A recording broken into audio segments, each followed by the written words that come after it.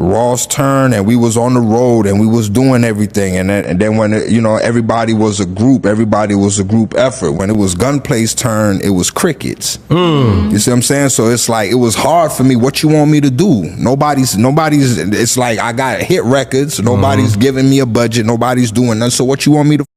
Hit. What would you like me? What would you like me to do? Do more? Give another hit record and do more and never get no money? Or what you want me to see is go back in these streets and go ahead and tap these pockets, right? Like I have to do. You see what I'm saying? Like this is what I did. This is what I didn't want to do. Right. You see what I'm saying? But don't understand, and niggas want to be. Oh, okay. We don't know who Gunplay is. Give me that chain. Let me get all that because I'm back. You see what I'm saying? That was literally a cry for help for real when I look back and see that now. Yeah. You know what I'm saying? Let me get that. Right. Let me get that. So you don't showing them like I really would do this. Yeah, push me back in the street. So I mean, what you really want me to do? Like, I'm for everything. I was down for the program for over 10, 15 years. Definitely and it's my loyal. turn. And then nobody lifted a finger, made a phone call or nothing for the old boy. You see what I'm saying? So what you want me to? That's crazy because you had some killer features. Outside looking in. But then when when I'm signed to a label like Maybach Music, I'm my hands tied. It's all up on the big dog. And then if he don't want to get me a budget, then he won't get me a budget. You and your boss aren't close anymore? I ain't gonna lie, like not really. As of lately, nah. I'm, you know what I mean. But y'all don't talk at all. Nah. Was there anything that the industry did to you that you've never publicly said out loud? Say it one more time. Was there anything that the industry did to you that you've never actually publicly said out loud? I mean, I could go in. I could guess. They had me, and they had me selling my publishing. Basically sold my publishing for $50,000. They gave me $25,000 up front. We never did a second Triple C album for me to get the other $25,000, but I still ended up paying back $50,000. What? Yeah. TV, this is facts. And then my first album that I dropped, Matt Middleton and Megan Price that was managing me at the time, they thought I was cooked. And not laughing at my little bro situation because I got nothing but love for him, but the situation he talking about saying wasn't no budgets or nothing like that.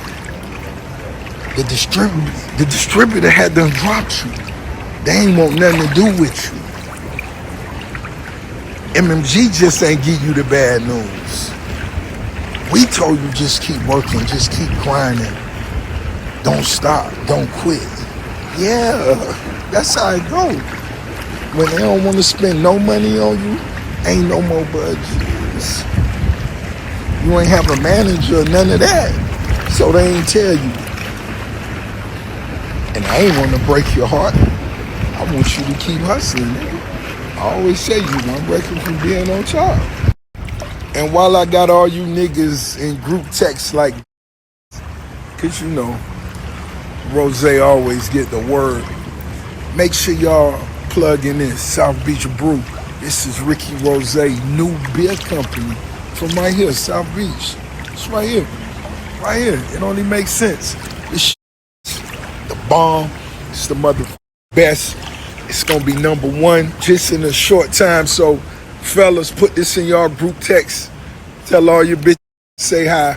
Yo, it's Big Ant, the spokesman, man. We back. Another edition of Urban Politicians TV, UPTV. Make sure you stay on your pivot at all times, man. Had to come tap in, and we outside with it. Austin, Texas, South by Southwest weekend. Still active, still moving. Gonna be on 6th Street again tonight at my boy Road Runners World See Mo event. Went to Hot Thoughts TV 5 Fest earlier. But if y'all see me out here, tap in with me. It's all love. Most definitely, we appreciate all the supporters and viewers, people commenting and everything like that. But even though we out of time, I still had to pop over in the cut and let y'all know what was the latest up. As I had a link in the description where y'all can watch that clip in the beginning in full from the I Say That to Say This podcast, where Gunplay made a recent appearance. And he actually did a media run out here in Texas recently as well. He been hitting different platforms telling his story and stuff. And this one right here caught wind this week on Twitter as I had first seen it, where he was letting it be known His situation wasn't supposedly handled right. His publishing, that was just like, wow. When I heard that one, I was like, huh. Because I remember that time and era. And Ross had kind of said something, alluding to it a little bit. But now today, he officially came out and gave a full response, said, hey, they didn't want to put no more money behind you. I told you, keep working, keep grinding. You're only one hit away in things. And you hear the industry say that. Now, I'm not in they mix to know exactly what's what about it, what went wrong, what contracts were signed, what obligations or quotas was not met. But this is one of those horror stories that we have heard about this industry for a long time. You hear Ross talk about, well, you ain't have a manager, you ain't this, you ain't that. It's so many people that be in between the money. Well, so many people got to press go. You got to have people full support.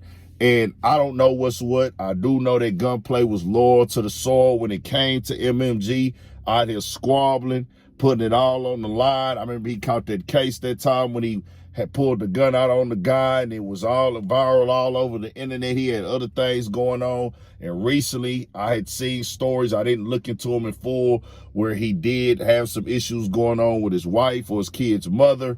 And it's crazy because also recently we seen when he had bought Ross to watch and stuff at the house. But nah, he saying they not cool. I do remember this era though. And it's why I tell you, it's way easier said than done. And I ain't trying to kick nobody while they die. But it's 10 times easier said than done when it comes to signing contracts, because you don't know what, you putting your faith in other people. And then people think that signing that contract and have a lawyer be the end all to be all. Bro, it's always some gray area in there where they can move stuff around and just certain words mean certain things. But then even if the contract ain't handled correctly, you still have to be able to have money to pay for a lawyer to go get what you owe. It's not like you just, hey, well, y'all did something wrong in my contract. Now you got to have the paper to go get that right.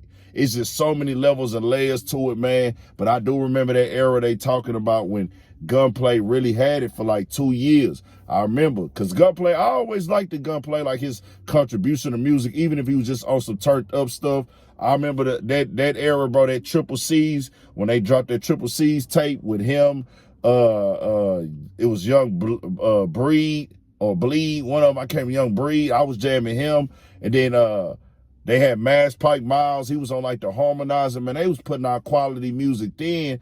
And then they that kind of faded out and stuff. They had the other dude from New York. I can't remember his name right now.